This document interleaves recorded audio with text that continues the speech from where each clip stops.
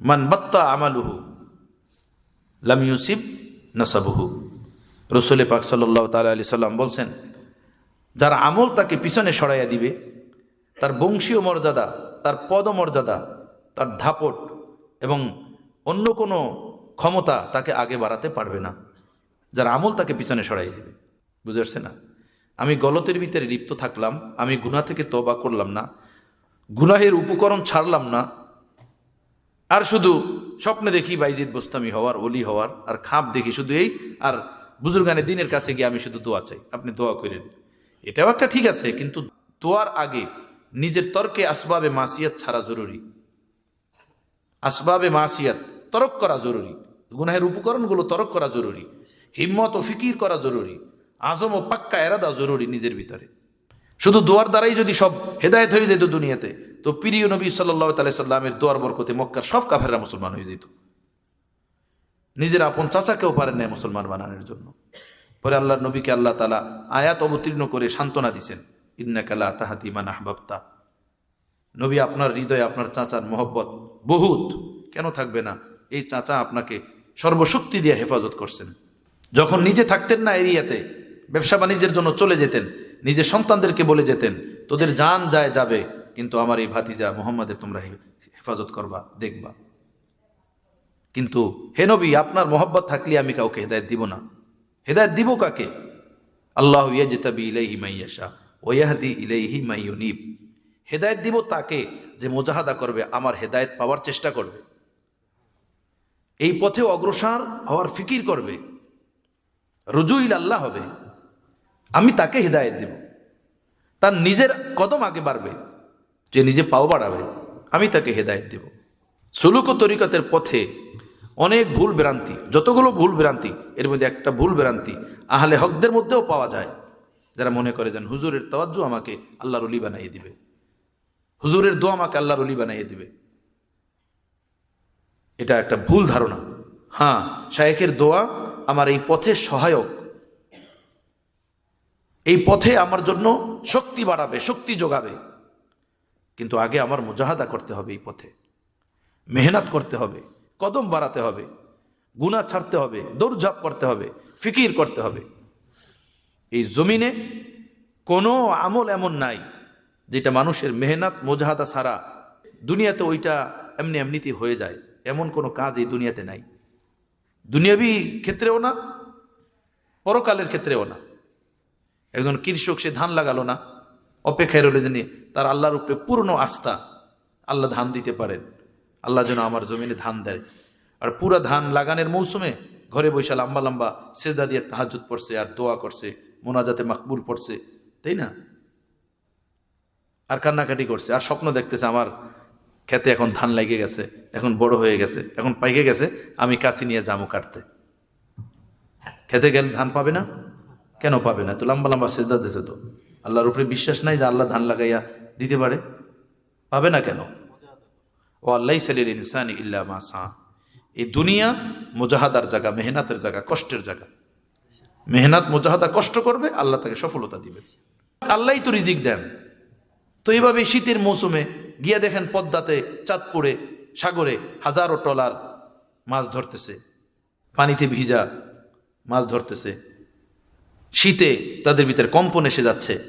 এত কষ্ট করা কি দরকার ছিল? জাল পাইতে সব কিনারে দাঁড়াই থাকতো, মাছ লাফাই লেফে তাদের জালের ভিতরে ঢুকতো, তাই না? আর কি দরকার ছিল? চাউল দরকার, সবাই তাহাজ্জুদ পড়তো, সবার গোলা, সবাই বালতি, যার যার ঘরের ড্রাম আছে, এগুলো চাউল সব ভরে যেত। সম্ভব ছিল না? না ছিল না? এটা হওয়া সম্ভব ছিল কি ছিল না? আল্লাহ তো পারেন। আল্লাহ তো যাদের ছিল না এরকমের কামানের উপকরণ, আল্লাহ তাদেরকে খাওয়াইছেন। বনি ইসরাইলের 6 লক্ষ মানুষকে যখন ওদিয়ে তিহির ভিতরে বন্দি করে দেওয়া হলো, আল্লাহ পাক তাদেরকে 40 বছর পর্যন্ত সেখানে খাওয়াইছেন। তাদের চাষাবাদের কোনো জায়গা ছিল না, তাদের কামাইয়ের কোনো জায়গা ছিল না, আল্লাহ তাদেরকে খাওয়াইছেন সেখানে। হযরতে মারিয়মকে তালাবন্ধ ঘরে আল্লাহ তাআলা খাওয়াইছেন। ক্ষুধা লাগছে, খানার কোনো রাস্তা ছিল না, বাহির থেকে তালা লাগানো, তো খাবে কিভাবে? আল্লাহ তাআলা হযরতে মারিয়মকে বন্ধ ঘরের ভিতরে আসমান থেকে রিজিক দিচ্ছেন। সুলতান ইব্রাহিম আদম রহমতুল্লাহ আলাই সারা 7 রাষ্ট্র সাইরা চলে গেছেন, দুনিয়া ভুলে গেছেন, দুনিয়া সাইরা দিয়েছেন। আল্লাহ যা খাওয়ায় তাই খামো, আল্লাহ যা যেভাবে চালান সেইভাবে চলবো।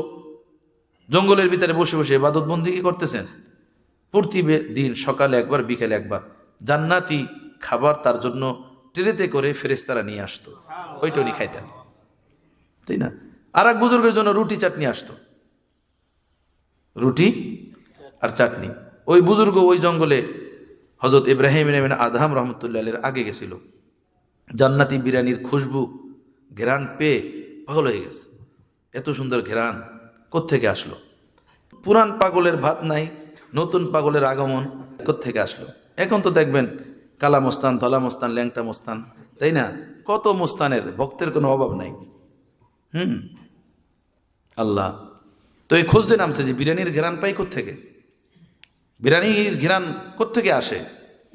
তো খুঁজতে খুঁজতে বিরিয়ানির ঘেরানের পিছনে যাইতে যাইতে দেখলো যে এক বুজুর্গ সে এভাবে ইবাদত বন্দেগীতে লিপ্ত, আর তার সামনে এভাবে টেরের ভিতরে বিরিয়ানি সাজানো, তার ঘ্রাণ পুরা জঙ্গলকে খুশবুদার বানিয়ে দিয়েছে।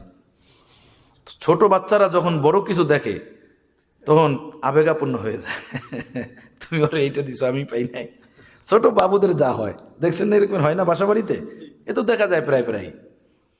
তো এই বুজুর্গেরও বড় আবেগ জাগছে। হ্যাঁ, আমি এতদিন এখানে আমি খাই রুটি আর চাটনি, এ কবে আসলো? নতুনই আসছে, আগে আসলে তো আলাপ পাইতাম। এ দিয়ে বিরিয়ানি খায়, এর দিলের ভিতরে খুব আবেগ জাগছে। আবেগ তাড়িত হয়ে নিজের জঙ্গলের পাশে যেখানে উনি থাকতেন ওখানে গিয়ে বলল, আল্লাহ তুমি তো ঠগাও না কাউরে, তুমি তো কাউরে ঠগাও না, তুমি এটা কি করলা? তুমি এটা কি করলা? আমি এতদিন যাবত এখানে ইবাদত বন্দেগী করি, তুমি আমাকে সকালে 2টা রুটি দাও আর একটু টমেটোর চাটনি দাও, আবার বিকেলে 2টা রুটি দাও, একটু চাটনি দাও, এইটাই আমি খাই এখানে। এই বিরিয়ানি এত সুন্দর আমি কোনোদিনও খাইনি, তুমি আমার 2টা দাও না। এই নতুন লোকটারে এত কিছু দাও। সাথে সাথে ইলহাম হয়েছে, ওইল হিমহু রুশদা, ইলহাম হয়েছে অন্তরে, হে বান্দা দেখ, আল মুশাহাদা বকদরে মুজাহাদা, যার যেমন ত্যাগ তার জন্য তেমন আজর, যার যেমন মেহনত তার তেমন ফল। তুমি ঘাস কাটতা একটা কাঁচি দিয়া আর একটা টুকরি নিয়া, কাঁচি দিয়ে ঘাস কাটতা, টুকরিতে ভরে বাজারে নিয়ে আসতা, বিক্রি করতা। এভাবে তুমি একদিন দোয়া করছিলে, আল্লাহ এই পেটটা চালানোর জন্য এত কষ্ট করি, এত মেহনত করি, তুমি যদি 2টা রুটির ব্যবস্থা করে দিতা তো আমি এই ঘাস কাটার সময়টুকু তোমার বন্দেগীর ভিতরে ব্যয় করে দিতাম। তো আমি তোমার অন্তরে এই কথা ঢালছি, ছাড়ো তুমি ঘাস কাটা, আসো তুমি আমার ওই অমুক জায়গাতে, আমি তোমাকে সকাল সন্ধ্যা রুটি খাওয়াবো। তুমি তোমার কোদাল, তুমি তোমার কাঁচি আর টুকরি এটা রেখে আসছো এই জঙ্গলে, তোমার জন্য এখন জান্নাত থেকে রুটি আসে, সেই রুটি তুমি খাও। আর ওই যে দরবেশ দেখো না, এই 7 রাষ্ট্রের বাদশাহ সুলতান ইব্রাহিম ইবনে আদহাম, আমার খুশির জন্য, আমার তালাশের জন্য, আমাকে পাওয়ার জন্য 7 রাষ্ট্রের বাদশাহী উনি ছেড়ে দিছেন। বলো, তাকে এইটা দিতেছি, তোমাকে ওইটা দিতেছি। আমি জালেম না তুমি জালেম? আমি তোমারে ঠগাইলাম না আমি তোমারে জিতাইলাম? আমার বন্ধু মুজাহাদা বকদরে মুশাহাদা, মুশাহাদা বকদরে মুজাহাদা, যার যেমন আল্লাহর পথে মেহনত হবে আল্লাহ তাকে তার দৌলত সেই পরিমাণই দান করবেন, আল্লাহ তাকে সেই পরিমাণই দিবেন। আল্লাহ তাআলার এইটা ওয়াদা। ঠিক জান্নাতেও আল্লাহ পাকের নৈকট্য দিদার, এই দুনিয়াতে যার যে পরিমাণের তাকওয়া তাহারাত থাকবে, আল্লাহর নৈকট্য দিদার এর মজা সে বান্দা সেই পরিমাণই ভোগ করবেন, সে ততটুকুই পাবেন। তো আমাদের দেশে এটা বায়াত হওয়ার পরে, মুরিদ হওয়ার পরেই ভাবে কি, বায়াত আর মুরিদ হওয়ার সারসংক্ষেপ হলো যে হুজুর কাছে বায়াত হয়েছি, হুজুর কিছু জিকির আজকার বাতলাই দিবেন, আমিও সকাল বিকাল জিকির আজকারগুলো করব, আর হুজুরের দোয়ার বরকতে আমি আল্লাহওয়ালা হয়ে যাব। আদৌ এমন না। জিক্র আজকারও এটা তাল্লুক মাল্লা হাসিলের কিছু মাধ্যম এবং জরিয়া।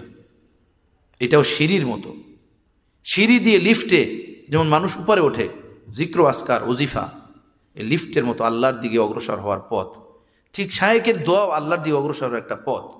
কিন্তু এই পথে সবচেয়ে বড় ভূমিকা যে জিনিসে, সেটা হলো নিজের হিম্মত ও মুজাহাদার। কোনো সালেক, কোনো মুরিদ যদি সে নিজে হিম্মত না করে, মুজাহাদা না করে, আগে বাড়ার চেষ্টা না করে, তার জন্য দৌড়ঝাঁপ না করে, কষ্ট না করে, ত্যাগ না দেয়, সে আগে বাড়তে পারবে না। একটা দুইটা ঘটনা বিরল হতে পারে যে আল্লাহ তাকে জজ করছেন, অথবা কোনো বুজুর্গের দরবার করে তাকে অলি বানাই দিয়েছেন, এটা স্বাভাবিক নিজাম না। দুনিয়াতে স্বাভাবিক নিজাম এইটাই, মায়ের গর্ভে বাচ্চা পয়দা হয়।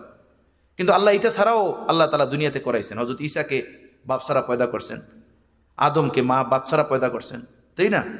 হাওয়াকে মা ছাড়া পয়দা করছেন। দুনিয়ার স্বাভাবিক নিজামের বহিরাভূত ওইটা দুই একটা বিষয়। এটা আল্লাহ তাআলা দেখান আমি সর্বক্ষমতার মালিক, আমি এটাও পারি এটাও পারি, কিন্তু দুনিয়া নিজামের নাম, দুনিয়া তার নিজামের উপরে চলতে হবে। হযরতে মারিয়ম আলাইহিস সালাতু ওয়াস সালাম হযরত ঈসাকে যখন জন্ম দিলেন, যখন বাচ্চা জন্ম হয়ে গেল, হযরত ঈসা যখন জন্মগ্রহণ করলেন, তো একদমই কাতর ছাতর, রক্তে মাখা দেহ, ক্ষুধায় একদম অস্থির। তো খানা খেতে হবে। তো সূরা কাহাফের ভিতরে উল্লেখ আছে যে জিবরাইল আমিন আসছেন, এসে হযরতে মারিয়মের সামনে খেজুর গাছ লাগাই দিয়েছেন। খেজুর গাছ বড় হয়ে খেজুর পেকে গেছে সাথে সাথে। আল্লাহ তাআলা জিবরাইলের দ্বারা এই কাজ করাইলেন। খেজুর দুইটা পেরে জিবরাইল আমিন হযরতে মারিয়মের হাতে দিতেন, ধরে নেও খাও। পারতেন না, বন্ধ কামরায় জান্নাত থেকে খানা আসছে। এখানে বলতেছে ওয়াহুজ্জি ইলাইকি বিজিজিন নাখলাতি তুসাকিত ইলাইকি রুতাবান জানিয়া, হে মারিয়ম তুমি তোমার হাতে একটা ছড়ি নাও, এই যে খেজুর গাছের দিকে তাকাও, এই খেজুর গাছের ভিতরে পাকা পাকা খেজুরের ছড়া আছে, ওর ভিতরে লাড়া দাও, খেজুর পড়বে, খাও। সুবহানাল্লাহ। আমার বন্ধু, আল্লাহ তাআলা আজীব এক সবক দিলেন যে বন্ধ কামরায় আকাশ থেকে তোমার জন্য খানা পাঠাইছি।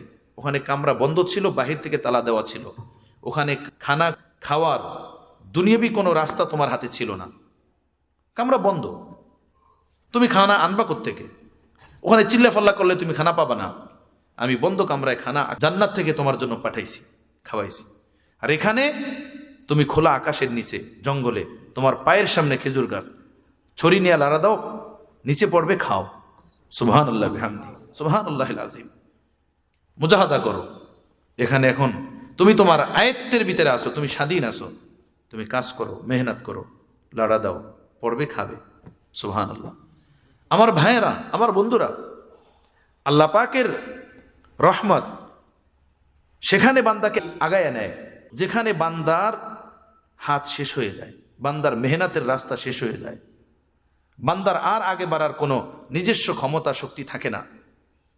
কথা বুঝতেছেন? সেখানে আল্লাহ তাআলা তার রহমত আগে বাড়াইয়া তাকে কবুল করেন, তাকে আগে টানতে থাকেন। কিন্তু যে পর্যন্ত আমার দৌড় ঝাঁপ করার শক্তি আছে, সে পর্যন্ত আমাকে দৌড়ঝাঁপ করতে হবে। এটি আল্লাহ পাকের এই জমিনে বিধান। হযরত ইউসুফকে যখন জোলেখা ৭টা কামরার ভিতরে পাপের দিকে ডাকলো, হযরত ইউসুফ বললেন মাআযাল্লাহ, আমি আল্লাহর কাছে পানা চাই। ইন্না রব্বি আহসানা মাসওয়ায়া, আমার রব আজিজে মিসর আমাকে এত সুন্দর আশ্রয় দিছেন, এত সুন্দর বাংলায় থাকতে দিছেন, এত সুন্দর পোশাক ও খানা খাওয়াচ্ছেন, আমি তার খেয়ানত কিভাবে করি, তার বিবির উপরে আমি কিভাবে হাত উঠাই? মাআযাল্লাহ, আমি আল্লাহর কাছে পানা চাই। আমার ভাই জুলেখা বলল যে ওলাকদ রাওয়াদাতহু, আমি তাকে ফুসলাইছি, আমি ফুসলানের সমস্ত কলা কৌশল অবলম্বন করছি। কিভাবে? বাহির থেকে একে একে ভিতরে নিয়ে আসছি। 7 কামরার ভিতরে আমার চাহিদা পূরণের জন্য পুরা কামরাটাকে উলঙ্গ সুলঙ্গ ছবি টবি দিয়া সাজায় রাখছি, যাতে এগুলো দেখলেই তার মাথার ভিতরে গুনাহের খেয়ালাতের ভূত চড়ে। হ্যাঁ, ওলাকদ রাওয়াদাতহু আন নাফসি ফাস্তাসাম, আমি এরে ফুসলাইছি, ফাস্তাসাম, কিন্তু ইউসুফ সে নিজে মুজাহাদার দ্বারা এর থেকে বেঁচে রয়েছে। সুবহানাল্লাহ। সে নিজেকে হেফাজত করছে, ফাস্তাসাম, সে নিজে হেফাজত রয়েছে, আমি তাকে ফুসলাইছি। এবং বলছি ওয়াকালাত হাইতালাক, আসো আমার চাহিদা পূরণ করো। ইউসুফ বললেন না, মাআযাল্লাহ, আমি আল্লাহর কাছে পানা চাই। কোরআনে পাকের ভিতরে আল্লাহ পাক বলেন কাযালিকা লিনাসরিফা আনহু সুআ ওয়াল ফাহশা, আমি এভাবেই ইউসুফ থেকে এই গলত পথ, মন্দ পথ সরাইয়া দিছি। গলত রাস্তা, মন্দ রাস্তা থেকে ইউসুফকে আমি বাঁচাইয়া দিছি। বুঝতেছেন ভাইয়েরা আমার? হ্যাঁ, হযরত ইউসুফকে বলল জুলেখা, আসো আসো। হযরত ইউসুফ ভাবলেন যে কিভাবে এই নাফরমানি করি। জুলেখা বলল, কোনো রাস্তা নাই পালানের, আজকে আমার চাহিদা পূরণ করতেই হবে। কোথায় যাবা? দেখো তালা লাগানো, পিছনে আরো গেট, সব তালা লাগানো, চাবি আমার হাতে একমাত্র, পালানের কোনো রাস্তা নাই। হযরত ইউসুফ আলাইহিস সালাতু ওয়াস সালাম দেখেন, বান্দা যখন নিজেরটুকু করেন, আল্লাহর রহমত সেখানে আসে, বান্দাকে বাঁচায়, বান্দাকে সেখান থেকে আল্লাহ পাক আগে নিয়ে যায়। হযরত ইউসুফ দেখলেন যে কামরার এই প্রান্ত থেকে ওই প্রান্ত পর্যন্ত আমি দৌড়াইতে পারি, ভাগতে পারি, ছোটাছুটি করতে পারি। ফাফিরু ইলাল্লাহ আম্মা সিওয়াল্লাহ, এর উপরে তো আমি আমল করতে পারি। তো হযরত ইউসুফ আলাইহিস সালাতু ওয়াস সালাম কামরার এক প্রান্ত থেকে দরজার দিকে দৌড় দিলেন, আমি যাই দরজা পর্যন্ত। যেহেতু পয়গাম্বার, অন্তরাত্মার গভীর আল্লাহর প্রেমের সীমাহীন দৌলত মওজুদ, আল্লাহর উপরে আস্থা ছিল যে আল্লাহ আমাকে বাঁচাবেন, আল্লাহর হাতে সবকিছু। উনি দরজা পর্যন্ত দৌড় দিয়ে গেছেন। দরজায় তালা, চাবি তো তার হাতে না, এটা খোলা তার সাধ্যে ছিল না, আল্লাহ তার কুদরত এখানে লাগাইছেন। আল্লাহ তার নিজ কুদরতি ক্ষমতায় তালাকে খুলে জমিনে ফেলে দিয়েছেন। আবার দৌড় দিয়েছেন দ্বিতীয় দরজায়, সেখানে গেছেন। দরজা পর্যন্ত পৌঁছার পরে তালা খুলে জমিনে পড়ে গেছেন। তৃতীয় দরজা এই অবস্থা, চতুর্থ, পঞ্চম, ষষ্ঠ, সপ্তম, একে একে 7 দরওয়াজার তালা খুলে জমিনে পড়ে গেছে। কিন্তু কখন? যখন ইউসুফ দৌড় দিয়ে দরজা পর্যন্ত গেছেন। এইটা না যে জুলেখা লাগাইতে চাইছেন আর লাগাইতেই পারেন নাই, আর ইউসুফ ওখানে দাঁড়িয়ে শুধু ফু মারছেন, মোজেজা। আমার হযরত বলছেন এই কথা, হযরত করাচ্ছি না, ওখানে দাঁড়াই দোয়া করেছেন, হে আল্লাহ, এই যে দেখেন জুলেখা কি ঝামেলায় পড়ছে, আল্লাহ আল্লাহ আল্লাহ, তওবা তওবা আল্লাহ, আমি এইদিকে কিভাবে বাড়ি, আল্লাহ হ্যাঁ আপনি দরজা খুলে দেন, আল্লাহ খুলে দেন। এই দোয়ার ভিতরেও লিপ্ত হন নাই, এবং ওখানে সেজদায়ও পড়েন নাই, কারণ জানি কি মাসিয়াতের জায়গা, এটা গুনাহের জায়গা। এখানে আমি দোয়া করি কিংবা সেজদায় পড়ি, গুনাহ আমাকে ধ্বংস করে দেবে। উনি দৌড় দিয়েছেন আমি আগে যাই, আগে যাই, আগে গেছেন। যে পর্যন্ত যাওয়ার ওনার সাধ্য ছিল, আল্লাহ তাআলা তারপরে দুয়ার খুইলা তাকে বের করে দিয়েছেন। সুবহানাল্লাহ। আল্লাযীনা জাহাদু ফীনা লানাহদিয়ান্নাহুম সুবুলানা ওয়া ইন্নাল্লাহা লামাআল মুহসিনিন। যে আমার পথে মুজাহাদা করবে, আমার পথে মেহনত করবে, কষ্ট করবে। মুজাহাদা মেহনত কাকে বলে? মুজাহাদা মেহনত বলে নফসের ওই হারাম চাহিদা, হারাম খাহেসাত, যেটা আল্লাহর হুকুম বিরোধী, রসুলের তরিকা বিরোধী, সেইটার মোকাবেলা করে আল্লাহর হুকুম মতো নিজের নফসকে উঠাইয়া নিয়ে আসা, নিজেকে উঠাইয়া নিয়ে আসা, তাকে বলে মুজাহাদা। আল্লাযীনা জাহাদু ফীনা, যে আমার পথে মুজাহাদা করবে, অর্থাৎ হারাম চাহিদা থেকে বাঁচার জন্য মেহনত করবে, কষ্ট করবে। কথা তো স্পষ্ট। এখানে কি দোয়ার কথা আছে? খাস করে দোয়া করেন। আর যে মনে করি যে হুজুর হাতে বায়াত হলাম, আল্লাহওয়ালা হয়ে যাব, বড় পীর আব্দুল কাদের জিলানীকেও যদি কেউ পায়, খাজা মঈনুদ্দিন চিশতিকেও যদি কেউ পায়, বিশরে হাফিকেও যদি কেউ পায়, জুনায়েদ বাগদাদীকেও যদি কেউ পায়, আমি আমার প্যারে মুর্শিদ রহমতুল্লাহ আলাইহির জবানে এই কথা শুনছি। আল্লাহওয়ালারা জেনারা হন, ধোকাবাজ হন না, যা ভিতরে তাই বাহিরে। ধোকাবাজি, আল্লাহর পথে খেয়ানত। ধূপকলার হাজী দিলওয়ার সাহেবের খানকাতে 2002-এ আসরের পরে হযরত এই কথা বলছিলেন যে ভাইরা, আপনারা যদি বড় পীর আব্দুল কাদের জিলানীকেও পান আর তার হাতে বায়াত হন, কিন্তু আপনি যদি মুজাহাদা না করেন, মেহনত না করেন, আমল না করেন, তার ওজিফার উপরে নিজেকে না উঠান, আপনি কোনোদিন আল্লাহকে পাবেন না। কেউ পায় নাই, আপনিও পাবেন না। যারা পেয়েছে মেহনত মুজাহাদার দ্বারাই পেয়েছে। কথা বুঝতেছেন? হ্যাঁ। হযরত ইউসুফ আলাইহিস সালাতু ওয়াস সালাম দৌড় দিছেন, দরজাগুলো একে একে খুলে গেছে। এক দরজা খোলার পর আরেক দরজা পর্যন্ত গেছেন, দরজা খুলে গেছে। এখানে ফু মাইরে দরজা খোলা হয় নাই। বান্দার মুজাহাদা যে পর্যন্ত ছিল সেই পর্যন্ত সে মুজাহাদা করছে।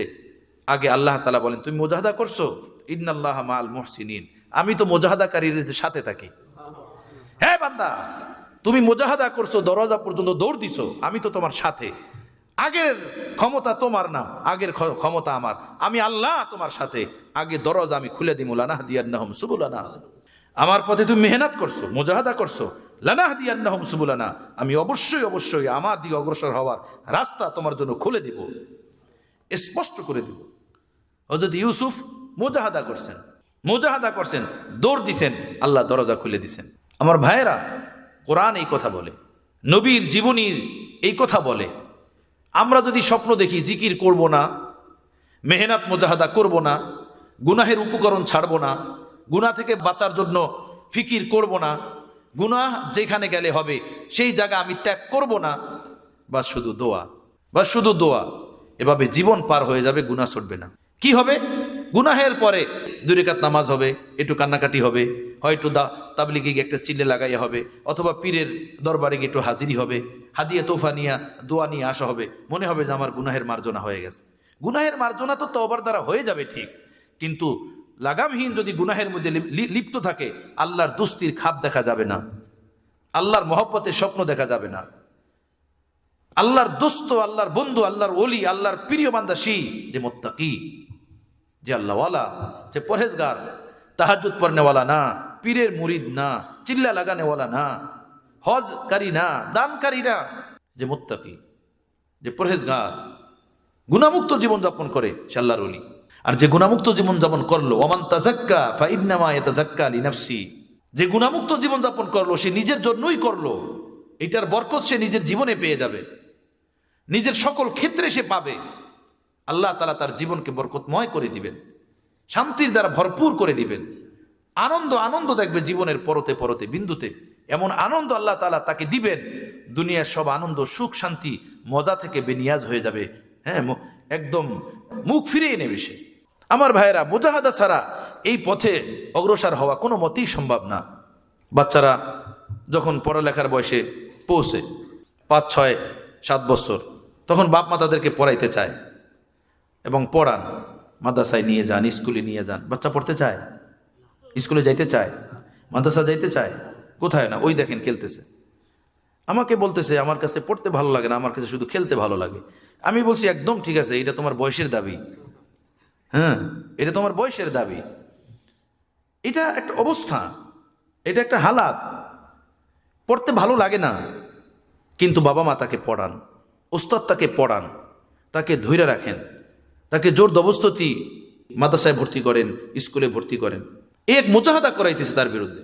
এই মুজাহাদা 1 বছর 2 বছর তার পিছনে মেহনত শ্রম দেওয়ার পরে এই বাচ্চার দিল বই না যায়, পড়ালেখার সাথে দিল লেগে যায়, সে তার পড়ালেখার গতি এসে যায়, অগ্রগতি হয়, আগে বাড়তে থাকে। ঠিক সুলুক ও তরিকাতের পথে এক মুজাহাদা দরকার। বায়াত হওয়ার পরই জান তোর মুজাহাদা।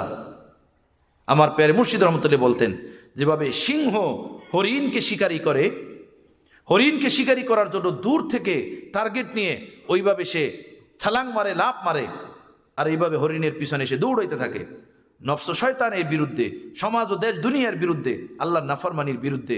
এভাবে সিংহের মতো এক গর্জনওয়ালা হামলা করতে হবে তোমার শুরু থেকে, যে না, জান দিয়ে দিব, গুনাহ করব না, গুনাহের আসবাব রাখবো না, যেখানে গেলে গুনাহ হবে সেখানে যাব না। তুমি যদি শিয়ালের মতো ভাব চরিত্র নিয়ে চলো, তো কোনোদিন তুমি সিংহের ওই মনোমানসিকতা অর্জন করতে পারবে না। শিয়ালের মতো চরিত্র, লুমড়ির মতো চরিত্র, তাই না? তওবা তিল্লা কইরা গুনাহ হয়ে যাবে, আর একটু তওবা, আবার একটু গুনাহ হয়ে যাবে, আর একটু তওবা, আবার একটু গুনাহ হয়ে যাবে, আর একটু কান্নাকাটি। হযরতুল্লাহ করাচি রহমতুল্লাহ বলেন, কিছু মুরিদিনদেরকে চোখের পানি ধোকা দেয়। হযরতুল্লাহর কথা ভাইয়েরা, আল্লাহ আমাকে আমলের তৌফিক দেন, আপনাদেরকেও, যে কিছু মানুষকে চোখের পানি ধোকা দেয়। সেটা হলো এই গুনাহ একটা করে, বদনজরি করে, কুদৃষ্টি করে, পরে নিজের হাত দ্বারা নিজের যৌবন বরবাদ করে, নিজের অঙ্গ প্রত্যঙ্গের দ্বারা নিজেকে হারাম কাজের ভিতরে লিপ্ত করে ধ্বংস করে। এরপরে কি করে? আফসুস হয়, পরে একটু কান্দে, চোখের পানি ফলায়, মনে হয় যে বাস খুব হয়ে গেছে, আমি খুব কাঁদছি, আমার খুব মাফি হয়ে গেছে। এভাবে 1 সপ্তাহ, 15 দিন, 10 দিন, 20 দিন চলে। 15 দিন 10 দিন পরে আবার এই গুনার দিকে হাঁটে, আবার এই পাপ করে, আবার কান্দে, আবার পাপ করে, আবার কান্দে। কান্নাও ঠিক আছে, পাপও ঠিক আছে, কিন্তু এটা আদৌ ভাবে না যে আমার এই পাপটা কেন হয়। ওই পাড়ায় গেলে, মামার বাড়িতে গেলে, খালার বাড়িতে গেলে, তাই না, কজনের বাড়িতে গেলে, ভাই তুমি যাইও না, তাইলে তো হইল। এই পাপ হয় তোমার মোবাইল দ্বারা, মোবাইল যাইখো না, মোবাইল ছেড়ে দাও। এই পাপ হয় অমুক সাথীর দ্বারা, অমুক সাথীকে ছেড়ে দাও, তার থেকে দূরে থাকো, সেটা নাই। পকেটে সাপ নিয়া সাপ সাপ সাপ সাপ সাপ, এটা কি হলো? আমার ভাইয়েরা, আসবাবে গুনাহু সে মুবাআদাত, গুনাহ থেকে বাঁচার সবচেয়ে বড় হাতিয়ার এই জমানাতে সেটা হলো গুনাহের উপকরণ থেকে দূরে সরে যাও, গুনাহের আসবাব থেকে দূরে সরে যাও। যেই পাড়ায়, যে মহল্লায় যার সাথে বসলে, যার সাথে ওঠা বসা করলে গুনাহ হয়, গীবত হয়, বদনজরি হয়, কুদৃষ্টি হয়, পাপ হয়, সেখানে যেও না, সেখান থেকে দূরে থাকো। মুজাহাদা, মুজাহাদুল আউয়াল কদম, এই পথে হযরত থানবী রহমতুল্লাহ একজনে বলছেন যে হযরত দোয়া ফরমাইয়ে আল্লাহওয়ালা বানা দে। হযরত থানবী বলছেন, হ্যাঁ দোয়া তো অবশ্যই করব, আল্লাহ আমাকে তোমাকে আল্লাহওয়ালা বানান, কিন্তু আউয়াল তোমার মুজাহাদা করতে হবে। তোমার আল্লাহওয়ালা হওয়ার জন্য যে আসবাব, সেগুলো গ্রহণ করতে হবে। আল্লাহওয়ালার পথে যে বস্তুগুলো প্রতিবন্ধক, সেগুলো ত্যাগ করতে হবে, সেগুলো ছাড়তে হবে। কথা বুঝাচ্ছে ভাইরা? এই মুজাহাদা দরকার, মেহনত দরকার। এক তো মুজাহাদা হলো তরকে মাসিয়াতের জন্য, গুনাহ তরক করার জন্য মুজাহাদা, গুনাহ তরক করার জন্য মুজাহাদা, মুজাহাদা করতে হবে গুনাহ তরক করার জন্য। যার যার গুনাহ তার কাছে খোদার মতো হয়ে থাকে, মনে হয় না জানি কি, কিন্তু বাস্তব কথা হলো এই, আল্লাহর মারিফাতের দৌলত নসিব হয়ে গেলে গুনাহ পেশাব পায়খানার থেকেও যে পচা জিনিস, এটা দুই নয়নে স্পষ্ট হয়ে যায়। হযরত আরিফি রহমতুল্লাহ আলাইহি, হযরত হাকিমুল উম্মতের খলিফা, হযরত বলছেন যে ভাই তোমরা ঘাবড়াও যে গুনাহ ছুটে যাবে, ফেসবুক সাইডে দিলে আমি কেমনে বাঁচবো, ভাবির সাথে পর্দা করে আমি কেমনে বাঁচবো, তাই না? ঘরের ভিতরে শরীর পর্দা করে আমি কেমনে চলবো, সবার থেকে আলাদা হয়ে যাব, তুমি এগুলো ভাবতেছো? আরে মেয়া শোনো, এই গুনাহ হলো এমন, যেমন এক ডাকু কোনো বাসা বাড়িতে ডাকাতি করে টাকা নিয়ে যাইতেছে, রাস্তা দিয়ে পালাইতেছে, এর ভিতরে হঠাৎ দেখলো যে পিছনে পুলিশের গাড়ি, হরেন বাজায় দ্রুত বেগে পুলিশের গাড়ি আসতেছে। এখন সে ভাবতেছে, আল্লাহ রে, এই যে আমার হাতে টাকা চুরি করে আসছি, পুলিশের গাড়ি পিছনে, এই টাকা সহ যদি আমাকে পুলিশ গ্রেফতার করে তাহলে তো বাঁচার কোনো রক্ষা নাই। কমস কম টাকাগুলো যদি এদিক সেদিক করে দেওয়া যায়, টাকা সহ যদি গ্রেফতার না হই, তো কমস কম তো কিছু বলা যাবে যে না আমি চুরি করি নাই, মিথ্যা অপবাদ দেওয়া হইতেছে, তাই না? তখন এই চোর, এই ডাকু, সে চিন্তা করে এই টাকার বান্ডিল আমি কই লুকাম, হাতে নাতে আমি ধরা না পড়ে যাই। তখন দৌড়াইতেছে সামনে, পিছনে পুলিশের গাড়ি আসতেছে। হঠাৎ দেখলো যে রাস্তায় ম্যানহোলের মুখ খোলা, একদম সেই 5 লাখ টাকার বান্ডিল ধরে ম্যানহোলের ভিতরে ফিকা মারছে, ফিকা মাইর একদম ফ্রেশ হয়ে হাইটে যাইতেছে। হযরত বলেন, বলো এই যে ডাকাত 5 লাখ টাকার বান্ডিলগুলো ম্যানহোলের ভিতরে ফেলাইয়া দিল, তার কোনো কষ্ট হইছে? তার কোনো কষ্ট হবে? বরং এখন সে মনে মনে আরো দোয়া করবে যে বাঁচলাম, টাকা সহ তো ধরা পড়লাম না, বাইসা গেলাম, তাই না? বাইসা গেলাম। ঠিক গুনাহ খুব পচা জিনিস, খুব খারাপ জিনিস। আল্লাহ নেক বান্দাদের সোহবত, জিক্র আসকার, মুজাহাদা, এর বরকতে এই গুনাহ যে কত খারাপ জিনিস এটা স্পষ্ট হয়ে যায়। এইটা ছাইরা দিয়া মানুষ তখন শুকরিয়া আদায় করে, ওই চোরের মতো, ওই ডাকাতের মতো, যে হায় আমি বাঁচলাম, এই নাপাক রাস্তা থেকে বাঁচলাম, এই খারাপ পথ থেকে বাঁচলাম, জীবন যৌবনের এই পাপ থেকে আমি বাঁচলাম। কিন্তু বন্ধু, মুজাহাদা লাগবে, নিজের মুজাহাদা করতে হবে। আল্লাহ পাকের ওয়াদা যে আমার পথে মুজাহাদা করবে তর্কে মাসিয়াতের জন্য, লানাহদিয়ান্নাহুম সুবুলানা, আমি অবশ্যই তার জন্য রাস্তা খুলে দেব।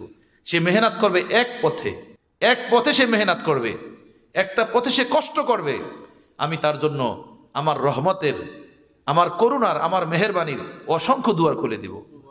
লানাহদিয়ান্নাহুম সুবুলানা, সাবিলের বহু বচন, অসংখ্য দুয়ার খুলে দিব, অসংখ্য দুয়ার।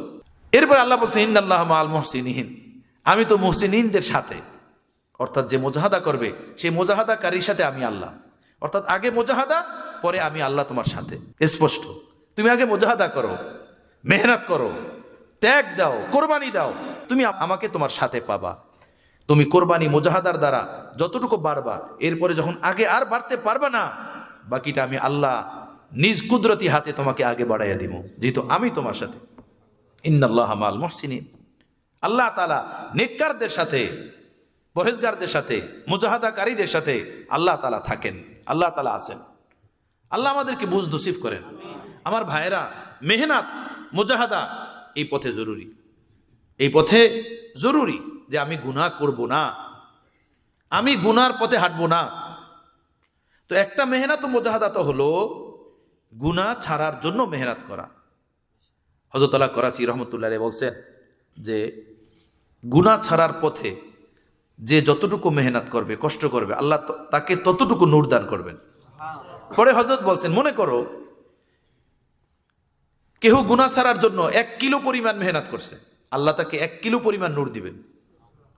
কেউ 2 কিলো পরিমাণ মেহনত করছেন, তাকে 2 কিলো পরিমাণই নূর দিবেন। কেউ 1 মন পরিমাণ মেহনত করছেন, আল্লাহ তাকে 1 মন পরিমাণই নূর দিবেন। যার মেহনত যেমন, আল্লাহর পক্ষ থেকে দান তেমন, আল্লাহর পক্ষ থেকে মেহেরবানি তার উপরে তেমন। মেহনত করতে হয়, সাথে সাথে আল্লাহর কাছে দোয়া করতে হয়। বান্দার মুজাহাদা, বান্দার হারাকাত, এটা আল্লাহ তাআলা দেখতে চান। আল্লাহ তাআলার কাছে এই জিনিসটা বড় প্রিয় যে তুমি দুনিয়ার সব কাজে মেহনত করো, মুজাহাদা করো, কষ্ট করো, তো আমার দ্বীনের পথে, আমার ইবাদতের পথে, আমার নাফরমানি থেকে বাঁচার পথে তুমি মেহনত করো না কেন? কেন তুমি করবা না? তো একটা তো মেহনত হলো গুনাহ ছাড়ার পথে মেহনত করা। গুনাহ ছাড়ার পথে মেহনত করা কিভাবে? যে জায়গাতে গেলে গুনাহ হবে আমি সেখানে যাব না। যে আত্মীয়ের বাড়িতে গেলে গুনাহ হবে সে আত্মীয়ের বাড়িতে আমি যাব না। যে বস্তুর দ্বারা আমি বারবার গুনাহের ভিতরে পড়ি সে বস্তু আমি আমার কাছে রাখবো না, আমার সাথে রাখবো না, আমি এটা সরাই দেব। বুঝে আসছে ভাইয়েরা? একটা বিষয়। 2 নম্বর বিষয় হলো ইবাদত করার ক্ষেত্রে মুজাহাদা। ইবাদতের উপরে নিজের নফসকে উঠানোর জন্য মুজাহাদা, ইবাদতের উপরে উঠানোর জন্য নামাজ, রোজা, হালাল খাওয়া, এই ইবাদতের পথে মেহনত করা, মুজাহাদা করা। যেমন মনে করুন একজন মানুষ সে শুয়ে আছে তার বাসাতে, মসজিদে আজান হয়ে গেছে, মানে তুমি নামাজের পথে আসো, হাইয়া আলাস সালাহ, হাইয়া আলাল ফালাহ। এখন দিলের ভিতরে খেয়াল হইতেছে, আরে ভাই থাক, আরামে শুয়ে আছি থাকি, আরামে শুয়ে আছি থাকি। আপনি উঠলেন না আজান শুনে, মসজিদে আসলেন না, কিন্তু পরক্ষণই দেখা গেল আপনার দরজায় এসে কে আওয়াজ দিল, উঠে গিয়ে দরজা খুললেন, দেখলেন এমন একজন মানুষ যার কথা ফিরানোর কোনো সুযোগ নাই। সে বলল, বন্ধু চলো। এখন দিলে না চাওয়া সত্ত্বেও বন্ধুর কথায় আপনি বের হয়ে গেলেন, তাই না? বন্ধুর কথায় আপনি বের হয়ে গেলেন, জুতা নিয়া জামা পরে আপনি বের হয়ে গেলেন। তো আল্লাহ পাকের হুকুম নিজের জীবনে আনার জন্য আপনি মেহনত করলেন না, মুজাহাদা করলেন না, মসজিদে আসার জন্য মেহনত মুজাহাদা করলেন না। ঠিক মুজাহাদা করলেন বন্ধুকে খুশি করার জন্য, মুজাহাদা করলেন পার্থিব জগতের সম্পর্ককে ঠিক রাখার জন্য, তাই না? তো মুজাহাদা তো এখানেও হলো, আমি আরামে বিছনায় শুয়ে থাকতে পারলাম না, আমি বিছনায় শুয়ে থাকতে চেয়েছিলাম, আমার দ্বারা এটা হলো না, বিছনা ত্যাগ করতে হলো, কিন্তু আল্লাহর জন্য ত্যাগ করি নাই, ত্যাগ করছি কার জন্য? বন্ধুর জন্য। আরাম আমার এখানেও হলো না, কিন্তু আরাম হলো না বন্ধুর জন্য। আর একটা হলো না, মসজিদে নামাজের সময় হয়ে গেছে, লাথি মারো বিছনা, লাথি মারো আরাম, হ্যাঁ ত্যাগ করো মজলিস, ত্যাগ করো আলোচনা, চলো মসজিদে যাই, নামাজ পড়ো, নামাজ পড়ি, তাকবীরে উলা ধরি, নামাজ ধরি। তো ইবাদতের ক্ষেত্রে মুজাহাদা, এভাবে জুমলা ইবাদত, যে ইবাদতের উপরে আমি উঠতে পারতেছি না তার জন্য আমাকে মুজাহাদা করতে হবে। মুজাহাদা করে ওই ইবাদত নিজের ভিতরে আনার শতভাগ চেষ্টা করতে হবে। এভাবে যখন 1 মাস, 2 মাস, 3 মাস, 6 মাস, 1 বছর আমি লাগাতার মেহনত চালিয়ে যাব, গুনাহ ছাড়ার পিছনে মেহনত করব, মুজাহাদা করব, তো আমার থেকে গুনাহ ছুটে যাবে। ঠিক 1 মাস, 2 মাস, 6 মাস, 1 বছর আমি আমার নফসকে আল্লাহর বন্দিগির উপরে উঠানোর জন্য লাগাতার বিরামহীন মুজাহাদা করব, তো আমার নফস ইবাদতের উপরে উঠে যাবে। যেভাবে ছোট্ট বাচ্চাটা পড়তে চায় না, কিন্তু বাবা মা ধরে নিয়ে আসেন, ওস্তাদরা বুঝাইয়া বাঝাইয়া পড়ান, এরপরে দেখা যায় 6 মাস, 1 বছর, 2 বছর গেলে ছেলেটার একটা গতি আসে, মন লেগে যায়, পড়তে থাকে। ঠিক আল্লাহর হুকুম মতো জীবন গড়ার জন্য, আল্লাহর নাফরমানি ছাড়ার জন্য নিজের নফসের বিরুদ্ধে এক মুজাহাদা করতে হয়। সেই মুজাহাদাই বান্দাকে আগে বাড়ায়, সেই মুজাহাদাই আল্লাহর রহমত পাওয়ার জরিয়া হয়। এই জন্য এক হাদিসে কুদসির ভিতরে আছে, হাদিসে কুদসি হলো আল্লাহর কথা নবীর ভাষায় নবী বলতেন, কিন্তু কথাটা হাদিসের ভিতরে আসছে। ওহি 2 প্রকারের, এক প্রকারের ওহি হলো ওহি মাতলু, যেটা তেলাওয়াত করা হয়, যেমন কোরআনে পাক, আর এক প্রকার ওহি হলো ওহিয়ে গায়রে মাতলুব, যেটা তেলাওয়াত করা হয় না, যেমন হাদিসে কুদসি এবং আল্লাহ নবীর অন্যান্য কথাবার্তাগুলো, এগুলো হাদিসে ওহিয়ে গায়রে মাতলুব। তো সেই হাদিসে পাকের ভিতরে আল্লাহ তাআলা বলছেন যে যে বান্দা যে বান্দি আমার পথে একটা পাও আগে বাড়াবে, আমি ওই বান্দাকে ধরার জন্য, আমার দিকে বাড়ানোর জন্য আমি আমার রহমত 2 হাত তার দিকে বাড়াই দেব। এক পাও আগে বাড়বে, আমি রহমত তার দিকে 2 পাও বাড়াবো। তো আগে কার বাড়ানো হলো? বান্দার, তাই না? বান্দা আগে আমার দিকে বাড়ার চেষ্টা করুক, বান্দা আগে মুজাহাদা করুক। সে তো বোঝে মুজাহাদার ক্ষমতা তো তাকে আমি দিছি। হ্যাঁ, এক ব্যক্তি হযরত আলী রাদিয়াল্লাহু তাআলা আনহুর কাছে গেছেন, গিয়া বলেন আমি তকদিরকে বিশ্বাস করি না, তকদিরকে বিশ্বাস করি না। এক দল আছে তাদেরকে মুরজিয়া বলে, এরা তকদির বিশ্বাস করে না। আমরা যেভাবে তকদির বিশ্বাস করি তারা এই তকদিরের বিশ্বাসী না। হ্যাঁ, তারা বলে এইটা মানুষ মজবুরে মহাজ। বান্দাদেরকে যে আল্লাহ পাক এক স্বাধীনতা দিছেন, ইচ্ছা করলে ভালো পথে চলতে পারে, ইচ্ছা করলে মন্দ পথে চলতে পারে, এই স্বাধীনতা আল্লাহ পাক বান্দাদেরকে দুনিয়াতে দান করছেন। সকল বান্দাদের ক্ষেত্রেই আল্লাহ তাআলা স্বাধীনতা দিছেন। সে বলে যে আমি এটা মানি না, আমি এটা বিশ্বাস করি না। বান্দা মজবুরে মহাজ। তো হযরত আলী রাদিয়াল্লাহু তাআলা, আচ্ছা ঠিক আছে, পাও জাগাও, এক পাও জাগাইছে, বলে আরেকটা জাগাও, এমন জাগাইতে পারে না। হযরত আলী বললেন যে এক পাও যে জাগাইলা, এটা কি আল্লাহ জাগাই দিছে? বললেন এটা আমি জাগাইছি। তো তুমি না বললা বান্দা মজবুরে মহাজ, অপারক, বান্দা নিজের শক্তিতে কিছু করতে পারে না, আল্লাহই করেন। তো আল্লাহ যদি করেন থাকে এটাও জাগাও, এটা জাগে না কেন? একটা জাগাইছো, আরেকটা জাগাইতে পারো না কেন? বোঝেন নাই কথা বলতে আপনারা? হ্যাঁ, বোঝেন নাই? ওরা বলে যে বান্দার কোনো স্বাধীনতা নাই, বান্দা আল্লাহর হুকুমের অধীনে, আল্লাহ যেভাবে বান্দাকে ঘুরান ওই বামনে ঘুরে। ওই যে একটা কথা আছে না, চাবি মেরে দিলাম সেরা। হ্যাঁ, বুঝলেন একটা কথা? হ্যাঁ, চাবি মেরে দিলাম সেরা, ঘুরবে সারা জীবন। ওইটা আর কি, ওই বেঈমানদের কথা আর কি। তো হযরত আলী রাদিয়াল্লাহু তাআলা তাকে বলেন, তুমি যে বলো যে বান্দার কোনো ইখতিয়ার নাই, সব আল্লাহ করেন, তো তুমি এক পাও জাগাও। এক পাও জাগাইছে, বলে আরেকটাও জাগাও, এমন ওইটা পারে না। তো হযরত আলী বললেন, তুমি যে এক পাও জাগাইলা, এটা কি আল্লাহ জাগাই দিছে? বললেন এটা আমি জাগাইছি। তো আল্লাহ যদি এক পাও তোমার জাগাইয়া না দিয়ে থাকে, তো এটা তো তুমি জাগাইছো বলতেছো, তাই না? তো এইটাও জাগাও। এই পাওটা যে তুমি জাগাইলা, মাটি থেকে উপরে উঠাইলা, এটা তো আল্লাহ উঠাই দেন নাই, তুমিই তো উঠাইছো, তুমিই তো উঠাইলা। তো তুমি যে বললা বান্দা আল্লাহর হুকুমের অধীনে, আল্লাহ যেমনে চালায় তেমনে চলে, বান্দার কোনো ইখতিয়ার নাই, এই যে পাওটা তুমি মাটি থেকে উঠাইলা, এটাকে আল্লাহ উঠাই দিয়েছেন না তুমি উঠাইলা? বলে এটা আমি উঠাইছি। তো তুমি যে বললা যে বান্দার কোনো ইখতিয়ার নাই, বান্দার কোনো স্বাধীনতা নাই, আমার ভাই, তো ওয়াহাদাইনাহুন নাজদাইন, কোরআনে পাকের ভিতরে আল্লাহ পাক বলেন বান্দাকে আল্লাহ পাক 2টা পথ দিছেন, ভালো এবং মন্দ। 2 পথের যে পথে বান্দা চায় সে চলতে পারে, চলার সে স্বাধীনতা রাখে। তো আমার ভাই মুজাহাদা, এই পথে সবচেয়ে যে জিনিসটা দরকার সেটা হলো কি? প্রথম পর্যায়ে হলো মুজাহাদা। এজন্য হযরত হাকিমুল উম্মাহ থানবী রহমতুল্লাহ আলাইহির হাতে কেউ বায়াত হলে প্রথম আমল বলতেন যে গুনাহ করবা না, নফসের বিরুদ্ধে মুজাহাদা করবা, আল্লাহর হুকুম মতো জীবনযাপন করবা, এই ওয়াদা করো। এগুলো 1 নম্বর ওজিফা। হুসনুল আজিজ কিতাবের ভিতরে এই কথা উল্লেখ আছে। কথা বুঝতেছেন? যে বায়াত হলেই তাকে বলতেন 1 নম্বর ওজিফা, গুনাহমুক্ত জীবনযাপন করবা, আল্লাহর নাফরমানি করবা না, এটা সবচেয়ে বড় ওজিফা। আর সেজন্য তোমার হিম্মত লাগবে, তোমার মেহনত লাগবে, তোমার কষ্ট লাগবে। তুমি আদৌ এটা ভাববা না যে বাস আমি বায়াত হয়ে গেছি, হুজুর আমাকে দোয়া দিতেছেন, আমি আল্লাহর ওলি হয়ে যাব। না, মেহনত করতে হবে, মুজাহাদা করতে হবে।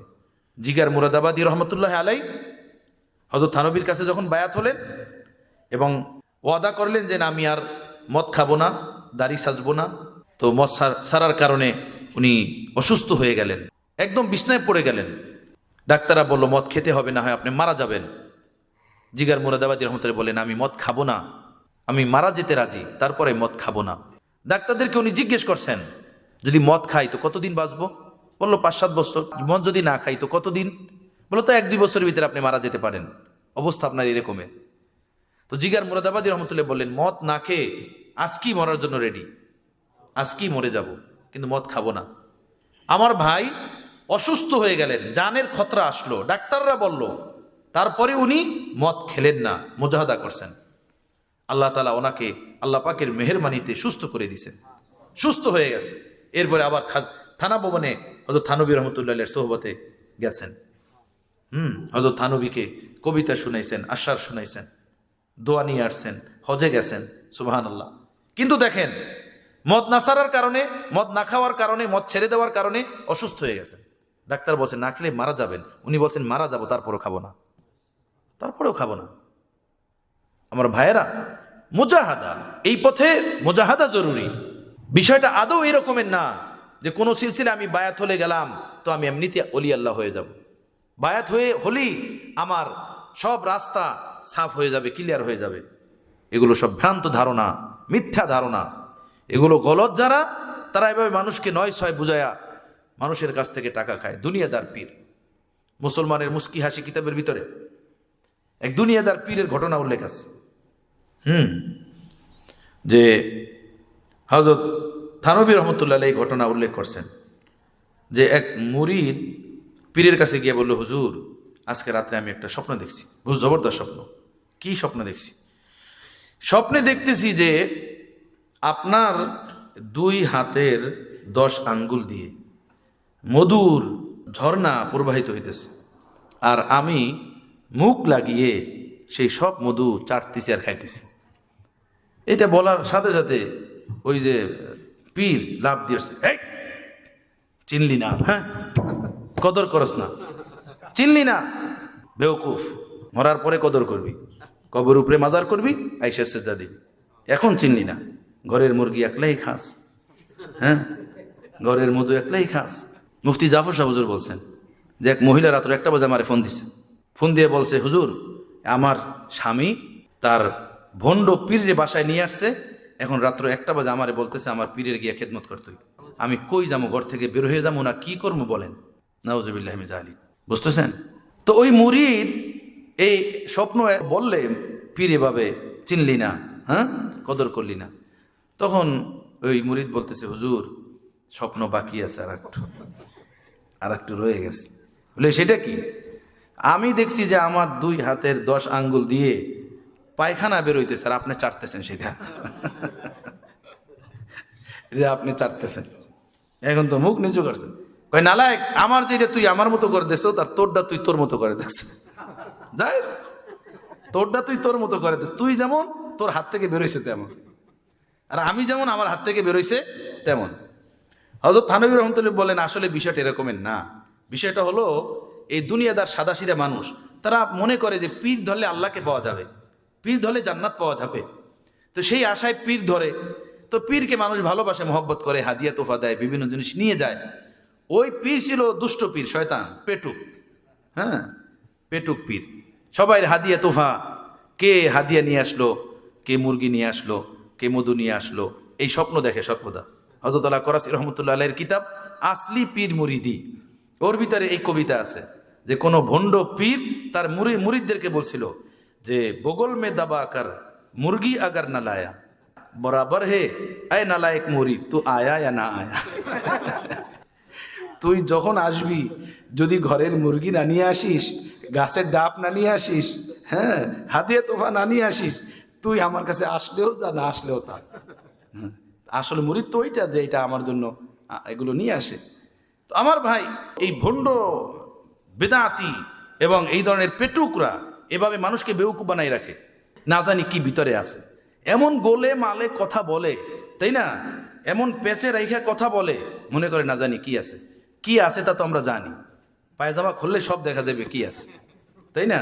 এভাবে অনেক পীরের পায়জামা খুলে দেখা গেছে যে মুসলমানই হয়নি তার কথা। বুঝতেছেন? পীর সাইজা দরবারে বসে আছে, হ্যাঁ বলে মুরিদিরা ভক্তি শ্রদ্ধায় তার পায়জামা খুলছে যে পীরে ডাইরেক্ট দেখবো।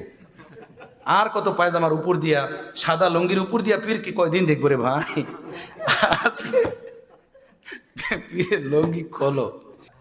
হ্যাঁ এভাবে এই শয়তানরা আছে না, হিন্দুরা এভাবে, হিন্দুদের ষড়যন্ত্রকারীরা বহু চক্রান্ত আছে, যেভাবে জায়গায় জায়গায় তাদের গুরুরা ঠাকুর এভাবে মুসলমানদের ভেষ ধরে বসে থাকে মুসলমানদের ইমান বিক্রি করার জন্য। হ্যাঁ, কোরআন সুন্নার বাহিরে কিচ্ছু নাই, সব ধোকাবাজি, সব বদমাশি। हज़रत हकीमुल उम्मत थानवी रहमतुल्लाह अलैह ने फरमाया कि अल्हम्दुलिल्लाह अशरफ अली एक एक मजलिस में अपने दोस्त और अहबाबों को वो नियामत हाथ में उठा देता है जो उनको मौला तक पहुंचा देता है। আমি প্রতিটা মজলিসে আমি আমার বন্ধুদেরকে ওই নিয়ামত তাদের হাতে উঠাইয়া দেই যেটা তাকে আল্লাহ পর্যন্ত পৌঁছিয়ে দিবে। এখন চলা তোমার কাজ, মেহনত করা তোমার কাজ। যদি তুমি মেহনত করো আগে বাড়তে থাকবা, পুষতে থাকবা। মেহনত তোমার।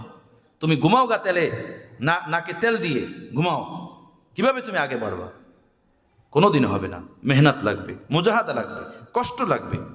আমার ভাইয়েরা, বান্দার মেহনত মুজাহাদা আল্লাহ পাকের রহমত, আল্লাহ পাকের কাছে কান্নাকাটি, আল্লাহ পাকের কাছে ভিক্ষা, অনুগ্রহ চাইতে থাকা, সাথে সিলসিলার জিক্র আজকার এবং নিজের মুরব্বীদের দোয়া, এগুলো সব মিলিয়ে আল্লাহর পথে আমার উন্নতি, অগ্রগতি হবে, তরক্কি হবে। কিন্তু প্রথম পর্যায়ে যেটা লাগবে, আমার এক মুজাহাদা লাগবে, হিম্মত লাগবে।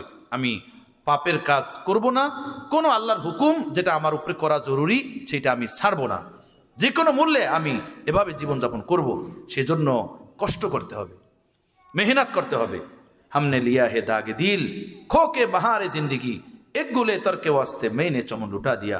আল্লাহর ওলিরা, আল্লাহওয়ালা এভাবেই হয়েছেন।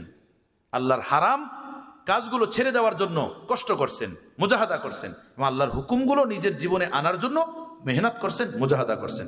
আমার প্যারে মুর্শিদ রহমতুল্লাহ আলাই নিজের একমাত্র পুত্রবধূকে 35 বছরে একবারও দেখেন নাই। কথা বুঝতেছেন? নিজের পুত্রবধূকে দেখেন নাই, একমাত্র পুত্রবধূ, তার চেহারার দিকে তাকান নাই।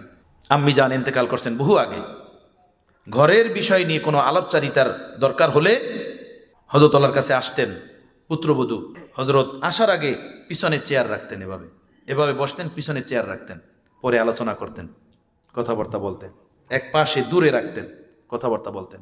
হযরত মাওলানা মাজহার সাহেব, হযরতের একমাত্র ছেলে, হযরত হারদুই রহমতুল্লাহ আলাইহির খলিফা, হযরতের আহলিয়া বলছেন, হযরত মাওলানা মাজার সাহেব দামাত বরকাতুহুমের আহলিয়া, হযরতের পুত্রবধূ, উনি বলছেন যে আব্বা জান 35 বছরে আমার চেহারার দিকে একবারও তাকান নাই। हमने लिया है दागे दिल खो के बहारे जिंदगी एक गुले तर के वास्ते मैंने चमन लुटा दिया। মুজাহাদা কাকে বলে? হযরত হারদুই করাচি এয়ারপোর্টে ছিলেন, করাচি এয়ারপোর্ট থেকে হজে যাবেন। আমার প্যারে মুর্শিদ রহমতুল্লাহ আলাইহির সাথে ছিলেন। এয়ারপোর্টে হযরত হারদুই যখন গেলেন, হযরত হারদুই তার খাদেমকে বললেন, আমার চেয়ারটা ঘুরাইয়া ওয়ালের দিকে করে দাও। হযরত হারদুই হুইল চেয়ারে ছিলেন, যে চেয়ারটা ঘুরাইয়া ওয়ালের দিকে করে দাও। এভাবে রাখা ছিল, মেয়েরা আসে জাগে যায়, উল্টা পাল্টা চলে। হযরত প্লেনে ওঠার আগ পর্যন্ত এভাবে ওয়ালের দিকে তাকিয়ে বসে রয়েছেন। সুবহানাল্লাহ ওয়া বিহামদিহি ওয়া মান তাযাক্কা ফাইন্নামা ইয়াতাযাক্কা লিনাফসিহি। যে আত্মশুদ্ধি অর্জন করলো, যে তাকওয়া অর্জন করলো, যে নিজেকে ভালো মানুষ বানালো, যে নিজেকে মার্জিত করলো, পরিপাটি করলো, ফাইন্নামা ইয়াতাযাক্কা লিনাফসিহি, সে নিজের জন্যই করলো। এ দৌলত সে নিজেই পাবে, এই নিয়ামত সে নিজেই ভোগ করতে পারবে। আমার ভাইয়েরা, মুজাহাদা লাগবে আল্লাহর পথে। আল্লাহ আমাকে, আপনাকে, আমাদের সকলকে তৌফিক দেন।